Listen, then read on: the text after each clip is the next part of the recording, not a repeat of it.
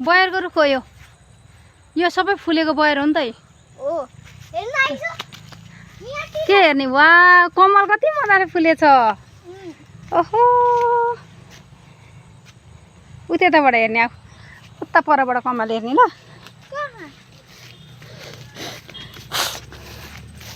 उडी जानेको होला सपना भयो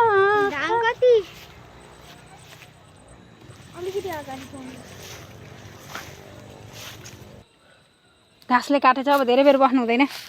जानुपर्छ अब पल्लो पोखरीको माछा के अरे पल्लो पोखरीको कमल हेरौँ त हिँड्छ त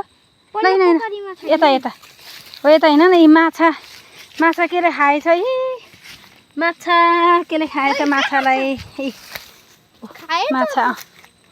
उफ्रेर बाहिर आयो होला अनि भित्र पस्न जानेन मरो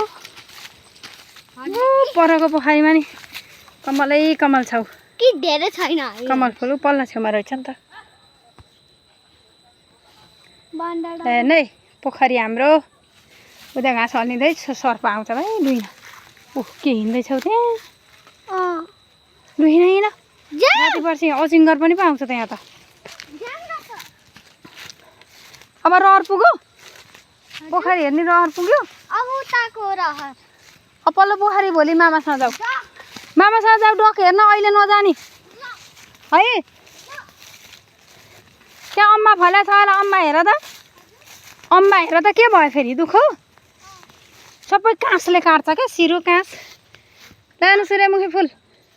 होइन कमलको फुल है अम्मा छ कि हेर्छ त ठाडो घाँटी लाएर माथि अम्मा नि फल्छ यहाँ त यहाँको अम्मा कहिले फल्छ थाहा छ असारमा फल्छ हाम्रो मामा घरतिर असोजमा पाक्छ अब कसरी बोक्नु त मैले झाडीहरू छन् लु हिँड केही गर्दैन यहाँ पुतली हेर यहाँ वाउ अघिदेखि रहर गरे होइन पोखरी जान्छु कि पोखरी भन्दै पोखरीमा झाडी छ भन्ने त थाहा थियो नि त मलाई ल हिँड केही गर्दैन खुरु हिँड्दा केही हुँदैन क्या आउँदैन अब अजिङ्गर पोखरी कटेपछि आउँदैन पोखरीको झाडीमा चाहिँ डरै हुन्छ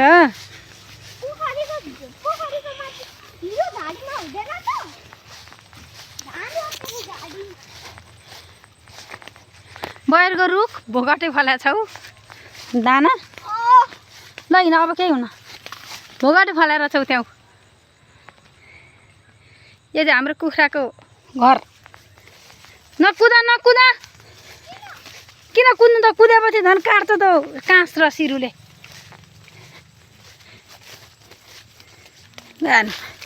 जाउँ आएपछि रमाइलो केटाकेटीलाई कुद्दै हिँड्दैछौ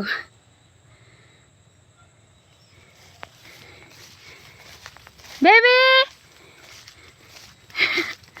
हेर्दै नहेरी न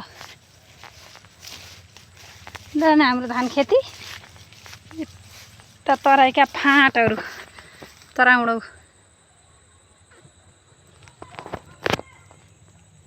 काँस फुलेको छ त्यसरी